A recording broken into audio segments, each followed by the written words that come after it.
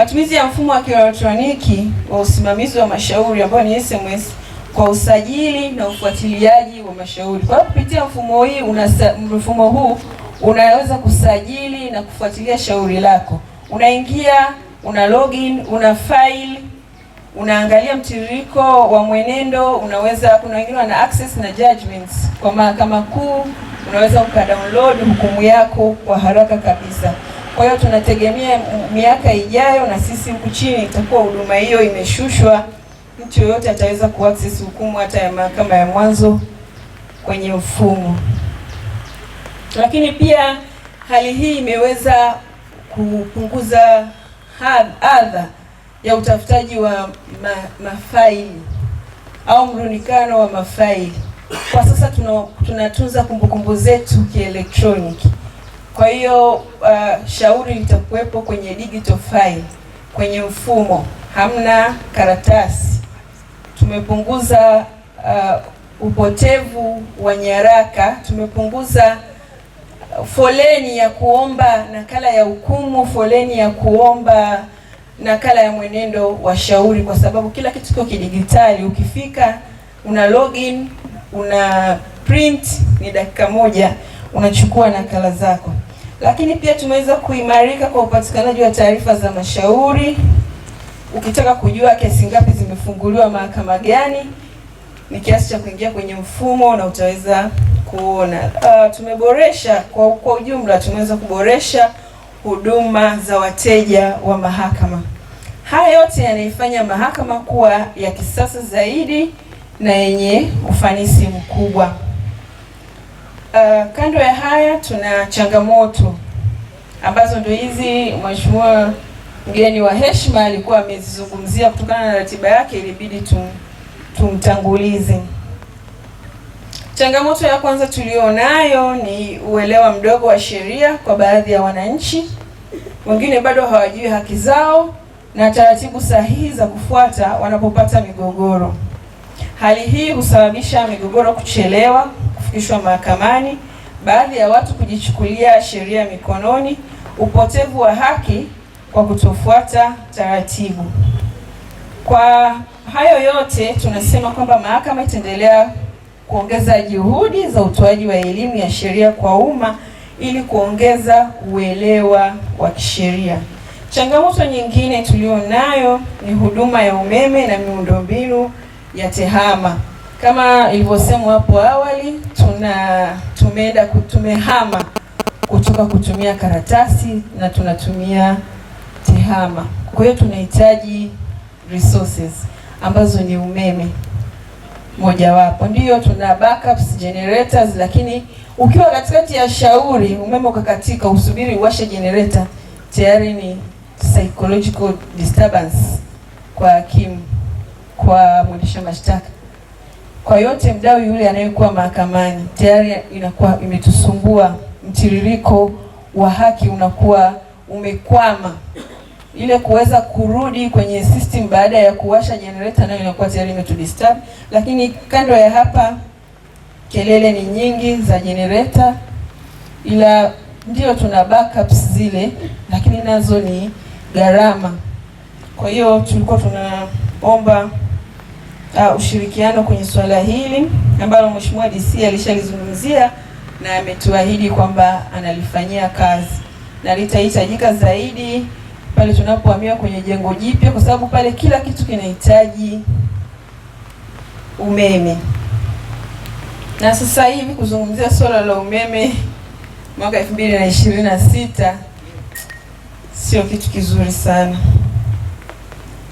Okay, tuendelee hapa kwenye wito kwa wananchi. Nilikuwa naomba wananchi waendelee kuheshimu na kutii sheria, waweze kuachana na mila potofu na mambo ya unyago, ndoa za utoto. Kwa kweli mfikishie jamii salamu hizi ili tuweze kupunguza makosa ya ubakaji na ulawiti, na pia kukosa elimu, kwa sababu anapoolewa binti akiwa mdogo hawezi kuona thamani ya elimu kwa wakati huo, hata kuweza kuwaelekeza watoto juu ya umuhimu wa elimu. haiwezi kuwa rahisi kwake.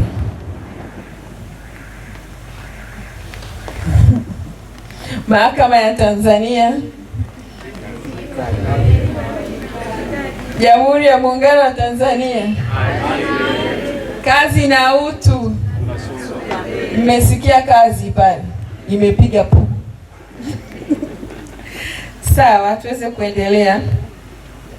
Kwa wilaya ya Masasi, makosa yanayoongoza ni yale yanayotokana na utovu wa nidhamu.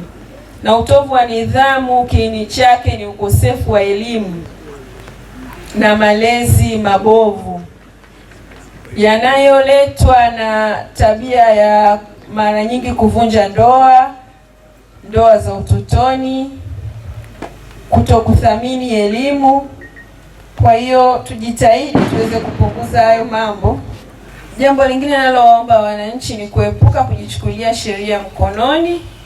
Kuna kesi zinazokuja za mauaji ambazo unakuta tu ni ugomvi wa baba na mtoto, pia ni upotevu wa nidhamu, lakini mostly unakuta mwingine amenyanyua kisu amemchoma mwenzake kwa makosa ambayo ni madogo madogo, wangeweza kukaa kuongea wakasuluhishwa au kuripoti popote pale na wakapata haki ambayo inastahili na sio kudhuru mwenzake. Kwa hiyo tuepuke kujichukulia sheria mkononi, kwa sababu mwisho wake ni adhabu na kupoteza haki ya uhuru. Pia tutumie mahakama kama sehemu salama ya kupata haki. Siku hizi mahakama ni ya kisasa, yale mambo ya umepiga chafya miezi 6 kwa kweli yamekwisha na yamepitwa na wakati. Tutakuadhibu kutokana na makosa yale ya msingi na kile kitu ulichoshtakiwa nacho, lakini sio umekuja tu bahati mbaya umefanya nini utapewa adhabu. Hapana. Wananchi muweze kufika mahakamani, mtoe malalamiko, tuweze kuyapokea na kuyafanyia kazi. Lakini pia mahakama ipo kwa ajili ya wananchi wote, hatuchagui mweusi, mrefu, mweupe, kijani, blue. Hapana. Karibuni, mfike tuweze kushughulikia matatizo yenu kwa haki na kwa ufasaha. Jambo lingine, wito kwa wananchi, msisahau kwenda kujisajili NIDA. Mtu wa NIDA leo tunaye hapa, muende mtambulike, kwa sababu hamna mahali utaenda sasa hivi bila utambulisho. Hata ukifika mahakamani kwenye swala la dhamana tutakuomba kitambulisho. Kwa hiyo usije ukatoa udhuru kwamba mimi sitambuliki au sina nini, wakati ofisi zipo. Na mwisho, napenda kutoa shukrani kwa wadau wote wa mahakama ambao ni ofisi ya mashtaka, jeshi la polisi, mawakili wote na taasisi zote zinazoweza kushiriki. Na nashukuru kwa ushirikiano wao katika kuhakikisha haki inapatikana.